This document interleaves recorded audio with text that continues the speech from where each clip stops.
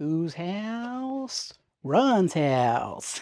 Anyways, what do we think about physical media overall? Like, I know we're a lot of collectors on this channel. I know we're a lot of fans of physical media, but I need to know something. What do we all think about physical media overall? Now, a lot of kids might not know this, but there are so many movies that you can't experience on streaming. All I'm saying. Now, this one might be available on streaming. I don't know. I haven't looked it up. But All Quiet on the Western Front. Pretty decent movie. Let's pull that in there so you can actually see it. That's a 4K release. I believe it's Netflix. I believe it was a Netflix. Yeah, it's Netflix. Pretty cool release. I mean, it's a book. It's all that stuff in there. All really good. Very good. But, stuff like that. Stuff for like the non-English speaking genres. You cannot get them on streaming. I mean, look at stuff like the Bollywood movie industry. Unless there are streaming services out there that focus on Bollywood, but how are you going to watch Bollywood? If you want to watch a classic Bollywood movie and it's not on any streaming services, really, I mean, piracy's definitely a route a lot of people take. But what if you want to actually own it? What if you want to make sure money goes back to the filmmakers and stuff like that? You might only have a DVD version to go for. One of the movies I worked on back in the day was a film in Australia called Un-Indian. It was the first Australian-made Bollywood movie that I believe was the first of its kind. Brett Lee in a movie with Tanisha Chatterjee, big-time actress. She was in Slumdog Millionaire. I think she was in as well. I think she was with that guy in the kid in the corridors or something in the not the hotel room, but the apartments. I think that's Tanisha Chatterjee. I think that's the role she played in Slumdog. Anyway, she was in Un-Indian, and it was cool to work with all these big-time, like, legendary Bollywood actors. And there was a guy with a mustache. I forgot. I didn't catch his name, and it slips my mind right now. But I did look him up, and he was a veteran of like Bollywood, and you just notice like the effort that goes into that. What if I wanted to go back and watch his back catalogue of movies? This is what I'm talking about. Not everything is available on streaming. And when I come and look up here, I look at movies like Battle Royale, which Tarantino fans and people like me will always talk highly of Battle Royale. This spawned a lot of things like the Hunger Games. You would not have the Hunger Games wherever I put the Hunger Games here. I'm not going to get it out because it's jammed in there, but it's right there. You can see the Hunger Games right there. But either way, this inspired so much. You wouldn't have Fortnite for all you kids watching. All you youngsters out there, you wouldn't have Fortnite without this. Japanese movie, pretty legendary. Couple of different cuts of it in here. There's a extended special edition director's cut. There's also a theatrical version. But this is the thing. What happens with these movies that are not on streaming? What happens if you want to watch the original Ring? Not the version that Hollywood gives you, the proper original Ring from Japan, where it is as it's supposed to be. Now, I might have the Ring on 4K here somewhere. I don't know if I actually bought it. I might not have bought it. Oh no, I do have the Ring. Is it the proper Ring though? It is the proper Ring. So you would not have this version without this version. Now, I'm sure this version is available very very openly across the internet. I'm sure you can get this version everywhere because this is the American version, 4K. But what happens if you want to go back and watch the original? The original three, because there were original three. There's Ring U, I think I have the box set up there. I'm going to get it down. Give me 2 seconds. I'm going to get the actual box set down. You might say better shadows here, but get up there. So there are 3 Ring movies, There were 3 of them. If I can get that real close. But that's what I mean. The original Ring series, what would you do if you wanted to go back and watch them? Because I don't think Japan's putting a lot of their stuff on there. Now, you might say VPN, get on Japanese Netflix or whatever. But is everyone going to do that? Is everyone going to put in the effort and say, oh, well, I'll just jump around and do that? Not everyone's using VPNs. Not everyone's doing that. It's not easy to do from a TV. It's not easy for the common person to do if they just want to watch a movie. They will just watch the American version and be like, oh, well, this is the version I can get. I can't watch any other version. Whereas back in the day, you had things like Eastern Eye label, which I think... Does Eastern Eye belong to Madman now? I think Madman bought it. Or it might have been Madman all along. But, releases like this back in the DVD days, you could get them through Eastern Eye. You could have The Eye, like another great movie. I'm looking at movies up here and I'm looking at, okay, Parasite's probably well and truly available. What happens if you want Godzilla -1, though? What happens if you want that one? That's probably not as available as other movies are, across streaming services. I'm sure that's on some streaming services. Sisu, is that how you say this one? Either way, I'll try to get it out. This was a great movie when I watched it. I bought this one on Blu-ray and experienced it for the first time on Blu-ray. A legendary movie. It's a miner who, yeah, I'm not going to spoil it for you, but it's a really, really good movie. You need to watch this one. This is really gore, very, very out there.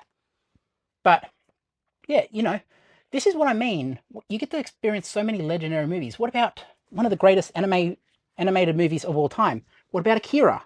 If you want to watch Akira, how do you experience that on streaming? I mean, I'm sure it's on Funimation or whatever. Maybe it's on Funimation, Crunchyroll or something. But how do you experience this? This is how old I am. I don't even think Funimation have its streaming service anymore. I think it did emerge into Crunchyroll. I might be a bit outdated there with that term.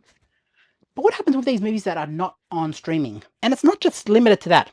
What happens for the people who are researching movies? Because libraries are starting to pick back up again in terms of picking up their physical media. I don't know what just happened there, but I think I'm just sweating a lot because it's a very hot day. But back in the day, if you were researching film, I learnt from a lot of directors over time. You go back and watch a lot of directors. One director who I really started to watch a little bit more of because it was very intriguing to see how modern propaganda comes together. And one of the directors who really formed how propaganda is produced is Leni Riefenstahl. Now, I'm not going to go into who Leni Riefenstahl is, because I'm not going to mention any of that story on here, and please don't put it in the comments because I'll have to delete comments, and we don't want to go into that sort of who she was. But in terms of how they do propaganda, people, even Kim Jong-un is shot from underneath and make him look taller than he actually is sometimes, make him look larger than life. There's a lot of people around the world who are filmed in a way that was primarily developed by people like Leni Riefenstahl. So what happens if you want to go back and watch movies like that? Another thing, what happens if you want to watch Russian movies at the moment? Russia have a lot of things against them, a lot of sanctions. What happens if you want to go back and watch, I forget the name of it, it was a sci-fi movie. I didn't get all the way through it. I should have given it another chance, but it was a sci-fi movie and it was something or other. I forget what it was. But either way, it was one about a space thing. I forget what it was, but either way, I don't know where I put it.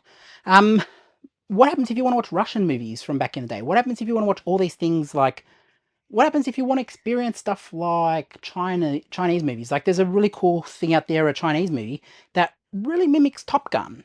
And what happens if you want to experience that? This is what I'm talking about. This is why physical media is so important. Because if you can't get it on a streaming service, what are you going to do? I mean, the streaming services probably aren't going to put Russian movies on their streaming services and say, here they are.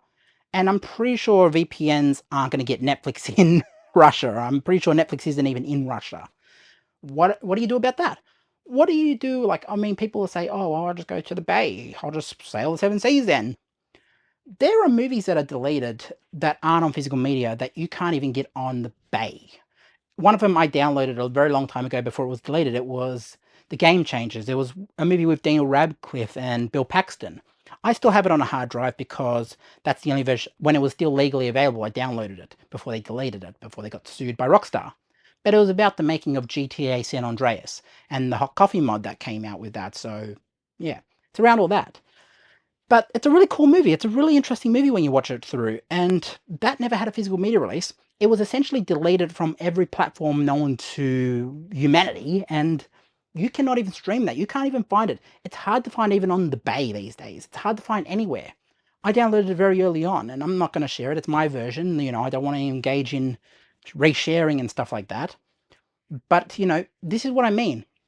4K 77, another prime example. What happens if you want to watch the original Star Wars? Not this version, not the version that Disney say is the official versions right now at this point in time.